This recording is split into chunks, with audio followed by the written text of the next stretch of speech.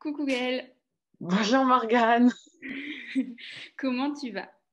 Je vais très bien. Je vais Super, très très bien. top. Merci à toi d'avoir accepté de te prêter au jeu de l'interview après l'accompagnement Maman de Folie. Merci Avec beaucoup. plaisir. Si tu es prête, on y va pour quelques questions que j'ai envie de te poser. Oui, Tout d'abord, on s'est rencontrés il y a plusieurs mois déjà. Je pense que c'était au début de l'année 2021. Il me un semble. peu, ouais, fin 2020, je Ouais. crois. Ok, Ouais, c'est ça. ça fait déjà plusieurs mois et là l'accompagnement, ça fait déjà un bon mois que tu l'as terminé. On s'était pas vu depuis un bon mois et là on a fait le rendez-vous de bilan il y a la semaine dernière. Oui. Du coup, c'est encore un peu tout frais. Euh, et je voulais savoir en fait quelle était ta situation quand tu as décidé de prendre l'accompagnement. Quelle était ta situation fin 2020? Comment c'était dans ta vie? C'était le gros bazar. Je venais de me faire quitter par le papa de ma fille. Donc, je découvrais un peu le rôle de maman solo. Je venais d'apprendre que je faisais une dépression postpartum. Donc, c'était une nouvelle petite claque. Voilà. Et puis c'était le début de mes premières petites galères financières. Donc, il y avait un peu tout qui explosait en même temps. C'était très, très dur. C'était très, très dur. Donc, en fait, tu étais confrontée à la fois à un problème, on va dire, émotionnel, affectif, avec le papa de ta fille qui décidait de partir. Et tu te retrouvais aussi dans une pagaille émotionnelle vis-à-vis du postpartum, de toute cette période C'est ça, voilà, où il y a plein de choses qui se passent quand tu deviens maman, à plein de niveaux. Et puis, il y avait ces difficultés financières en plus qui s'y ajoutaient. C'était exactement. principalement ça les problèmes que tu rencontrais à ce moment-là. Ouais, j'étais tiraillée par mon rôle de maman parce qu'il fallait assurer pour ma fille et par ce côté où là, je dois me reconstruire entre la dépression postpartum et la rupture. Il faut que je prenne du temps pour moi, mais j'étais noyée. Ouais, ok. C'est pas Tirailler comme entre je dois m'occuper de ma fille, mais j'ai besoin de temps pour moi. ça. Semer sûrement un peu de culpabilité dans l'histoire. Ouais. Ok, et en quoi ce problème, du coup, ça avait un impact dans ta vie au quotidien? Déjà, ça avait un impact physique parce que je dormais très très peu. Déjà qu'on dort pas beaucoup quand on est maman. Ma fille, elle avait tout juste 7 mois, donc je dormais très peu. J'avais plus faim, donc je mangeais peu aussi. J'avais pas envie, enfin, je me renfermais aussi énormément. J'avais pas envie de me sociabiliser, de sortir. Je voulais plus rien faire. Même mes passions, c'était pas possible de. J'avais l'envie, mais pas le courage en fait de faire les choses et puis j'étais un peu que l'ombre de moi-même, vivre avec moi-même, sachant que je n'aimais pas ni mon reflet, ni ce que j'étais en train de devenir. On n'arrivait pas à cohabiter. Ouais, toi, c'était pas l'amour total, quoi. Non, pas du tout. Ok, et est-ce que tu voyais des impacts sur ta fille?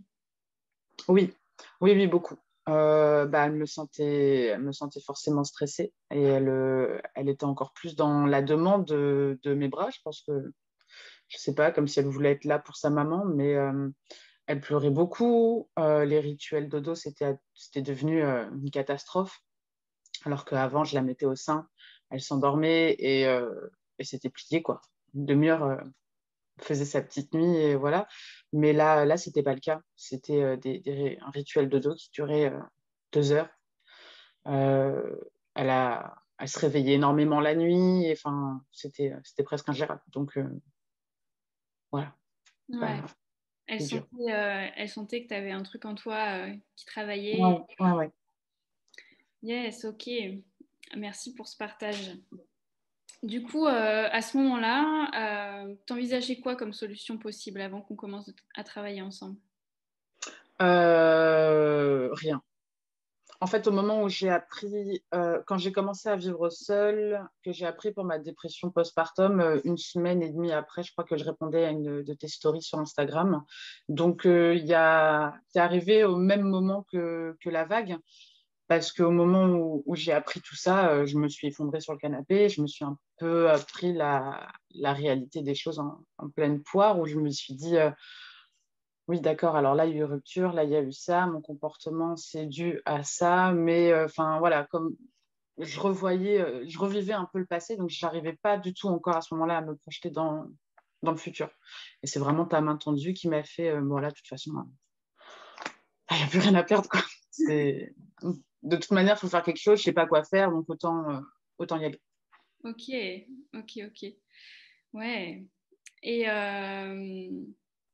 si, qu'est-ce qui se serait passé selon toi s'il n'y avait pas eu cette main tendue, s'il n'y avait pas eu cette synchronicité finalement entre ton besoin et ma main tendue? Euh, je pense que j'aurais pas eu autant de hargne, ou ça, j'aurais mis plus de temps à me relever. Et j'aurais pas.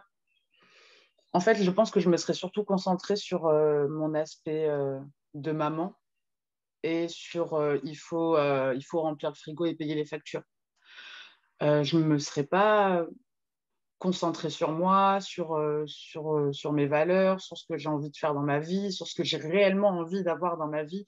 J'aurais pas fait cette introspection sur moi-même et je pense que j'aurais juste caché du coup réellement le problème sous un tapis et j'aurais juste continué bêtement, quoi, sans refaire de remise en question sur moi, quoi.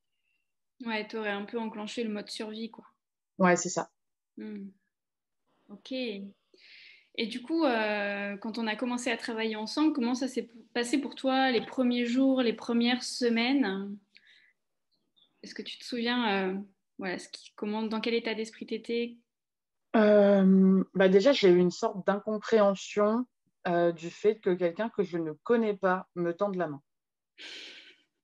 C'était, bon, j'avais ma famille, deux, trois amis qui étaient là, mais une personne que je connais pas du tout qui réagit déjà à ma réponse sur ses réseaux, qui m'écrit en privé et après qui me propose un appel téléphonique, je me prenais un peu en mode bah, waouh, est-ce qu'on appelle ça de la bienveillance? Je ne suis pas sûre.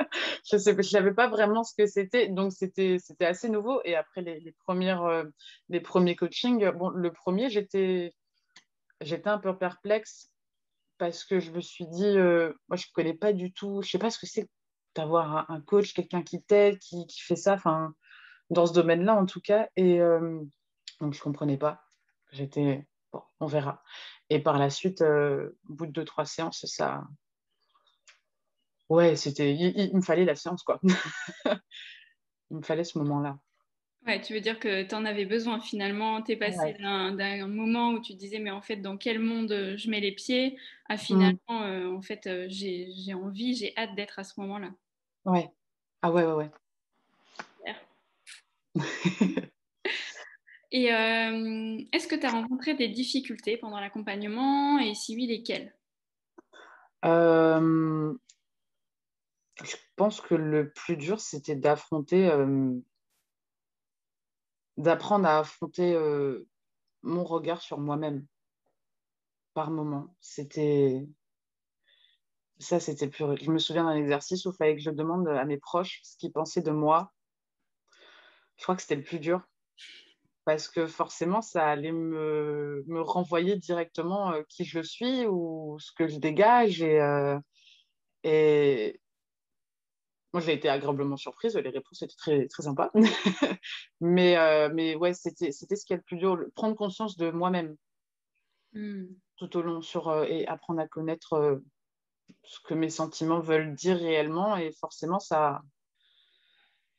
on jongle un peu enfin, je jonglais dans mes sentiments, dans mon passé, dans mon esprit. Donc, tout se chamboulait et en même temps, il y a tout qui se mettait en place. Et des fois, c'était pas évident à gérer. Ok, c'était intense. Ouais. Du coup, comment tu as surmonté ces moments d'intensité finalement? Ces difficultés que tu as rencontrées? Je les ai laissés venir et je me suis dit, bah, faut les vivre. Voilà.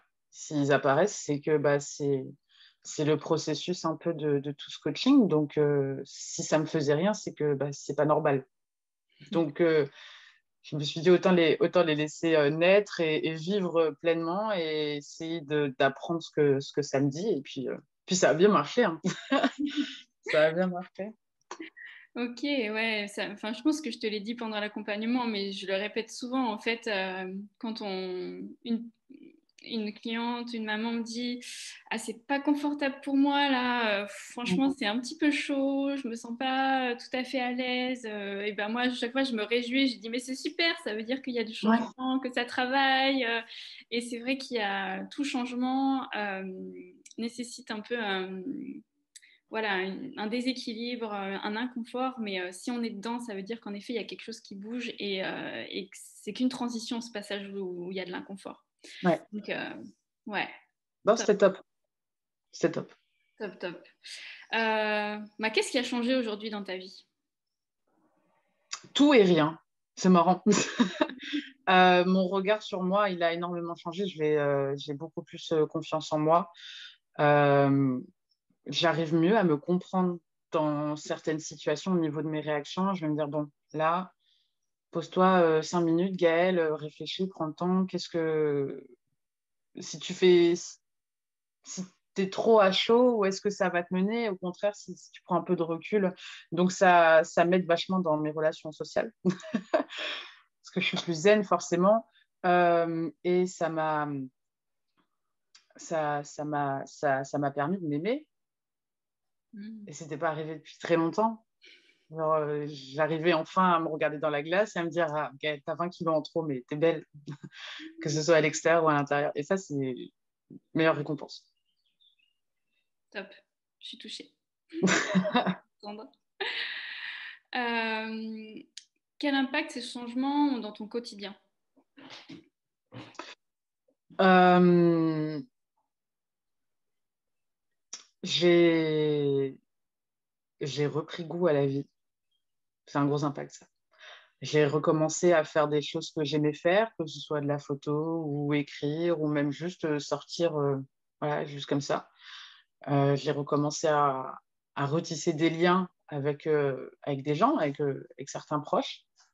Je me suis découverte de nouvelles amitiés. Puis, dans ma parentalité, bah, j'ai retrouvé une petite fille très sereine parce qu'elle a à nouveau une maman sereine.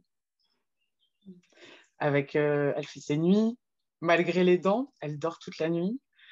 J'ai appris à lui parler et à Mm. lui expliquer les choses en disant, bah, c'est pas grave, maman, elle pleure, là, elle pleure, là, elle est en colère, elle est en colère. Enfin, j'ai, euh, j'aborde vraiment un peu tout ce que je fais avec bienveillance, mais plus vis-à-vis de moi, parce que je me dis, si moi je reste positive et que, et que ça va, moi, je vais attirer le meilleur. Et puis s'il y a quelque chose de mauvais, entre guillemets, qui arrive, bah, c'est pas grave, c'est la vie, et puis on l'affrontera de la même manière.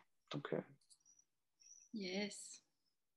Est-ce que tu as eu la sensation d'avoir connecté avec tes ressources intérieures? euh, en grande partie, oui. Je sais que j'ai encore du travail à faire sur moi, mais en grande partie, oui. Et puis maintenant, je connais mes valeurs, chose que je ne connaissais pas au début du coaching. Je Oui, sais ce que je veux. c'est vrai que c'était pas un exercice évident pour toi. Ah ouais, non. Mais ouais. Et du coup, qu'est-ce que ça t'apporte dans ta vie concrètement de connaître tes valeurs? Bah, j'arrive maintenant à poser des limites. J'arrive à poser des limites, chose que je n'arrivais pas à faire avant.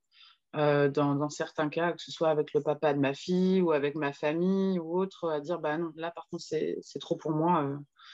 Moi, je veux pas faire ça, je veux pas rentrer là-dedans et je me contente de rester sur ce que je vaux. Enfin, voilà, je suis quelqu'un de honnête, d'entière. Je suis hypersensible, je pleure beaucoup, je m'énerve vite, je rigole fort. Ben, c'est pas grave, c'est comme ça. C'est comme ça, si ça ne plaît pas, tant pis. Mais je me force plus. Le fait de connaître mes valeurs et de savoir, de savoir ça, ça m'incite à faire que des choses que j'aime faire et à plus à faire les choses à contre-cœur. Génial. Waouh. Super. Eh ben, vraiment, merci, merci Gaëlle d'avoir répondu à toutes mes questions. Et merci de m'avoir fait confiance surtout. Mm. C'est la première grande gratitude que j'ai pour toi. Et puis, heureuse de te savoir sur ce chemin de la maternité libérée, épanouie. Et puis, je te dis à très bientôt. Oui, à bientôt. Merci beaucoup.